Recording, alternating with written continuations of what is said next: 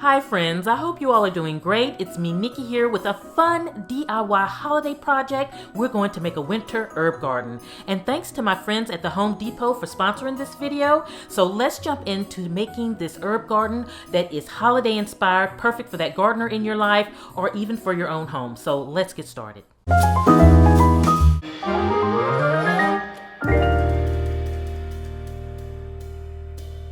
Okay friends, the first stop is the Home Depot to get all the supplies needed to put together my holiday-inspired herb garden. And yes, we can have a herb garden in our home in the winter. It's so perfect. You typically think spring and summer for herbs. No, wintertime is great, especially for holiday entertaining. And so I went straight to the herb section because I wanted to get the perfect ones that I wanted for the holidays, such as the peppermint, which, you know, is great to add into your drinks for the winter, along with rosemary. I love putting a piece of rosemary in there. Basil is great for those holiday appetizers, you know, so your herbs really come in handy for the winter time and make such a great gift. You know, we've all been in the house for so many months and you have those gardeners that love outside. This is the perfect gift for them.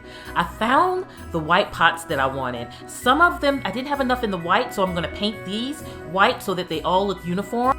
So then I headed to the holiday section because I wanted to look for little trinkets and ribbon that I could incorporate into my planter, my ladder planter. Found this ribbon that really is going to pop nicely against all of the white because it's a lot of white. And I got kind of drawn into all of their Christmas selections, so I had to refocus and get myself back on track that I'm working on one project, not decorating the entire house. So I did kind of have a little shopping moment and then I kind of regrouped. I then headed over to the paint area because I needed to get the white paint to kind of make all the pots uniform. And then I got drawn into the variety of paints because they have the chalk paint, which if you want to do this, you could do your planters in that, your pots in that, so that you could write the names of what herb is on it. They also had this nice glitter. This is actually new, and I thought this would be neat too, especially for the holidays. They had it in the red and the white with the glitter, so that's something that you really could have a lot of fun with too. But now on to the technical part. I hit the plumbing section. The plumbing section is a great resource when you have DIY projects and you're trying to figure out how to put something together, or you know, have this kind of unique thing that you're trying to make work, because you know the plumbing section has so many different little parts and things that kind of hook together and things that you can manipulate. It's such a great area to look for little tools that you need. I then needed adhesive to kind of put everything together. I'm also going to use my glue gun, which I have at home. Glue gun is always great for things that are kind of lightweight. You definitely don't want to use planters and things like that, but for your ribbon, to put your ribbon and bows on, they work perfectly. So now that everything is laid out, I have snuck away to another room because I can't do this in the kitchen. Bentley and Albert, they would have a field day with all of the herbs, and so I kind of snuck away. Mike's handling them. But now it's about assembly, putting all of this together. Now I do have things that I shopped from my Christmas stash.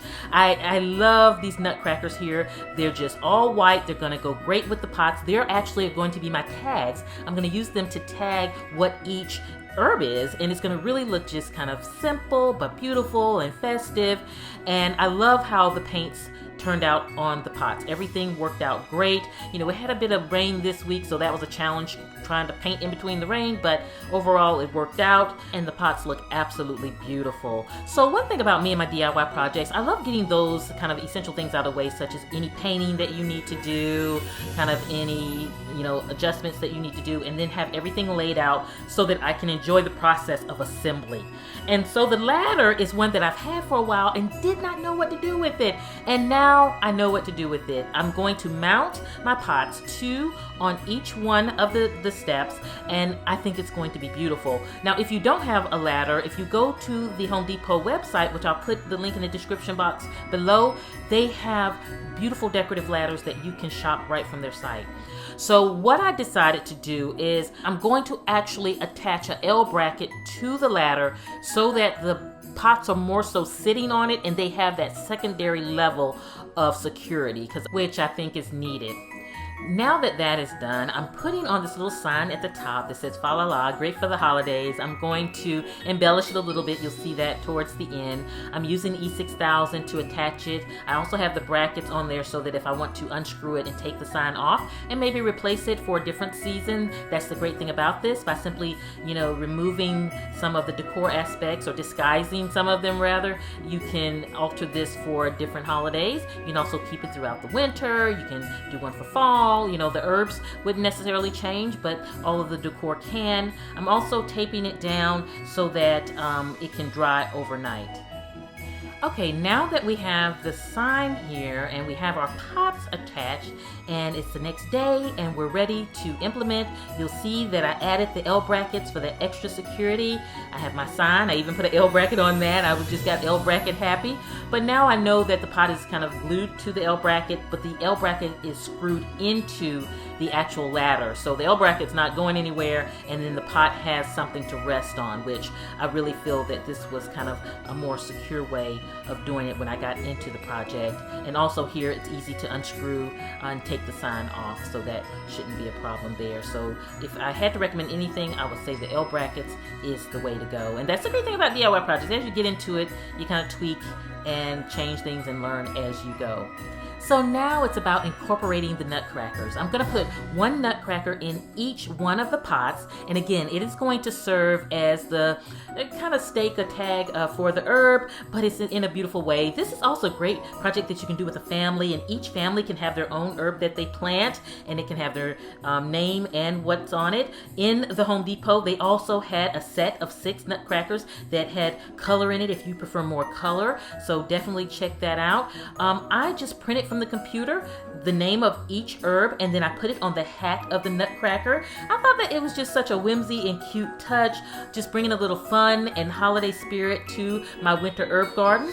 I then planted all of the herbs around my nutcracker, and it is going to get messy, and that is okay, because one thing that you'll do after you're finished is dust it off, and no harm is done. So have fun in the dirt while you're planting your herbs. I will say be sure to put rocks in the bottom of your pot first so that you have that drainage area, and then plant your herbs right around the nutcrackers. Okay, so now let's embellish with a little bit of red. That's really going to bring a pop of color that's beautiful to the green and the white. And what I like to do for my ribbon is cut off about a foot of ribbon, set it to the side, and I'll show you what to do that later. And then fold over your first loop, and it should be the size that you want your ribbon to be. So like you look at one side of a ribbon, about how big you want it to be. And then you hold it and clutch it in the center, right there at the end rather. And you want to kind of adjust because you're looking at your ribbon and what size you want it. So you clutch it. You see how I'm clutching it? And then I'm going to fold over my other side of my ribbon, and I'm just going to lock it into my fist. And I have found over the years that this is the simplest way for me to make a ribbon. And then you want to just repeat the process for your second loops. But sometimes with my second and third loops, and it's up to you how many loops you want to do. If you want a fuller bow, then more loops. If you want a simpler bow, less. And sometimes I like making the other loops, the following loops, smaller. I think it just gives a nice look when you make them smaller than the initial one. And so that's what I'm doing here. And I think I'm going to go with 3 loops. I think for the size of the ladder and the look that I'm going for, 3 is going to be the perfect amount. And as you see, I'm just folding it over on each side, clutching it in my little fist in the center and holding that center together and playing around with my ribbon as I go to make sure that it's looking like I want it to look. And then once you have that done, you can see your ribbon coming together. And then what you want to do from that point is just keep pinching it in that middle. And then you're going to take that piece of ribbon that you cut initially, that 1 foot ribbon that I told you about, and you're going to put that over the top of the center and just tie a knot around the back, and that's going to lock everything together. And it's also going to give you the ability to tie your ribbon around something, because you'll have the 2 legs of the ribbon that you'll be able to tie around your ladder or whatever the case may be. I'm actually going to cut those pieces off because I'm just going to hot glue the ribbon on top of the sign. I thought about putting it below, but it didn't feel right. It didn't look right. And so I'm going to do that on the top, and then I'm going to embellish it with some other kind of little just holiday trinkets that I had around my Christmas stash. And that was it, friends.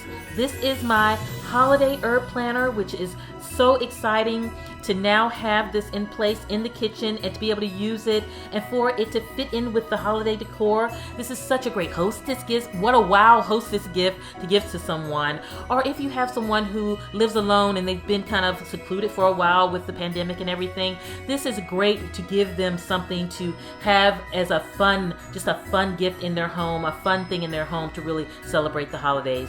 So friends, I hope you have enjoyed going on this journey of creating this DIY holiday herb garden. I definitely would love for you to check out the Home Depot. I'll put it in the link below. They have all the resources you need to complete this project. Have a beautiful day, my friends. I will see you at the next video. And this is Nikki saying goodbye.